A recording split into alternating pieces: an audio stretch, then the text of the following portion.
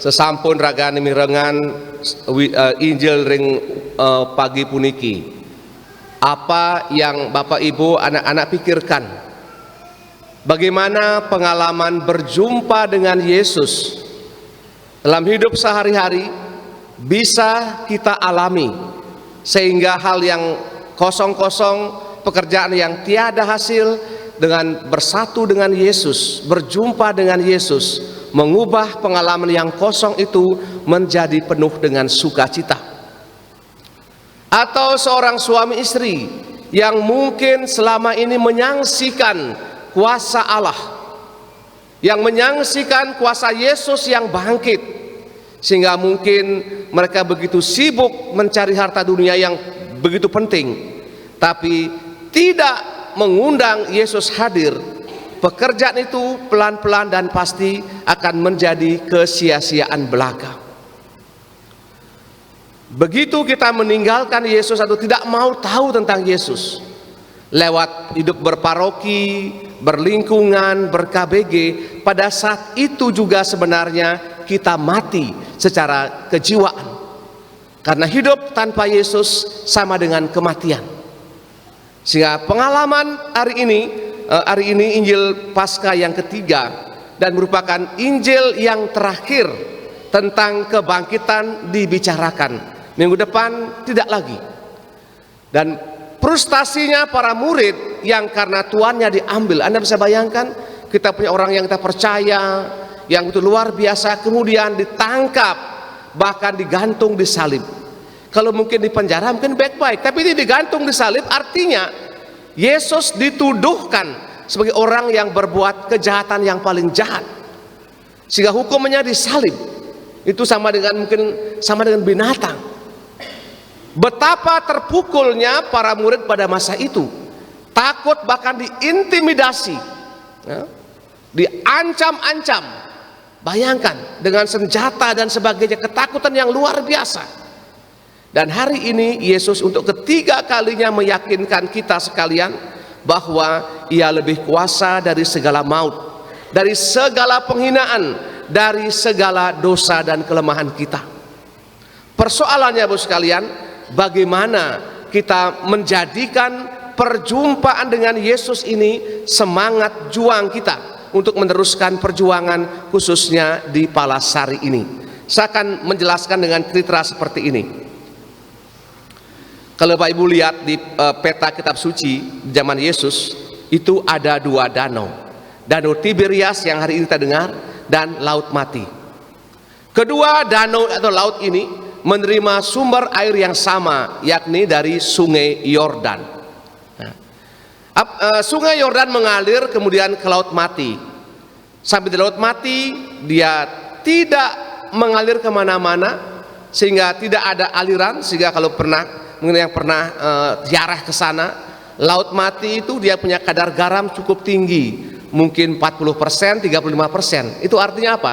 100 gram air laut itu 35 gram itu garam, dan itu makhluk hidup tidak bisa hidup, mati, dan baunya amis. Tanaman kering semuanya. Kalau kita nyemplung, kita ngambang di sana. Itu Laut Mati, dan tidak ada kehidupan karena tidak ada yang mengalir keluar, itu mati di sana. Sedangkan Danau Tiberias dia menerima air, dia mengalirkan ke banyak anak sungai. Di sana airnya segar, ikannya banyak, dan anggurnya gede-gede, sangat subur. Sangat subur karena air begitu segar dan sebagainya. Untuk berjumpa dengan Tuhan ibaratnya kita dua hal, seperti Laut Mati atau seperti Danau Tiberias. Laut Mati kita menerima banyak rahmat kesehatan, diberikan anak, cucu, mantu yang baik, diberikan paroki yang bagus ini, yang bagus ini. Apakah kita mau membagi sukacita itu dengan sebaik-baiknya? Misalnya dengan senang hati terlibat dalam kur lingkungan, menawarkan diri, dan mau belajar. Ketika orang menganggap dirinya subhanawang, lagune betawang gampang, pas tampil pasti kacau balau. dan sudah saya buktikan berkali-kali. Ketika anggota KUR, dirigen apapun, menganggap sudah tahu semuanya dan tidak melatihkan, pas tampil berantakan. Oleh karena itu saya minta semua dirigen, sebelum kamu tampil, tolong konsultasikan lagunya dengan Romo yang misah, ya, supaya ada sedikit. Saya lebih senang gunakan mazmur yang lama. Tadi mazmur yang agak baru itu, yang agak susah memang. Kita kan belum punya layar bisa orang bisa membaca. Nah, tadi saya agak kurang suka tadi nyanyinya seperti orang nggak makan sebulan. Ya. Dan juga tugas KUR adalah ketika lagunya susah, mazmur tanggapan, kalian sebagai pokok yang utama. Suara harus keras, dengaran sampai di Melayu. Harus itu KUR. Makanya karena kalian tidak latihan dengan baik, seperti itu. Di mana dirigen menganggap itu sebuah nawang, bebisel, pasti berantakan. Itulah laut mati.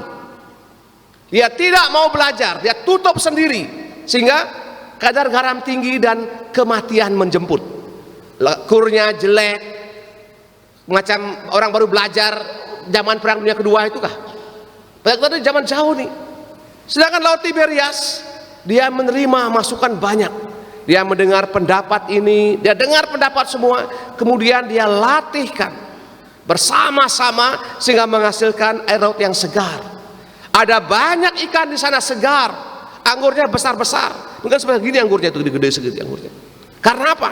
Karena dia menerima masukan, dia olah, dia pelajari dan menjadikan dirinya luar biasa dan super.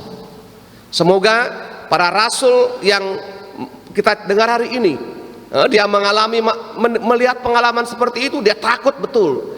Muncul Yesus kemudian tebarkan jalamu. Hari itu mereka kosong-kosong. Bekerja dengan ketakutan tanpa Yesus itu sama dengan kosong.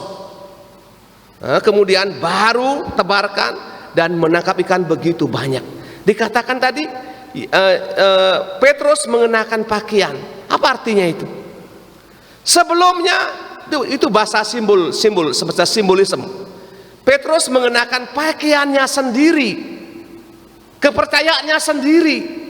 Kemudian dia begitu berjumpa dengan Tuhan, dia mengenakan pakaian Yesus yang ia kenakan.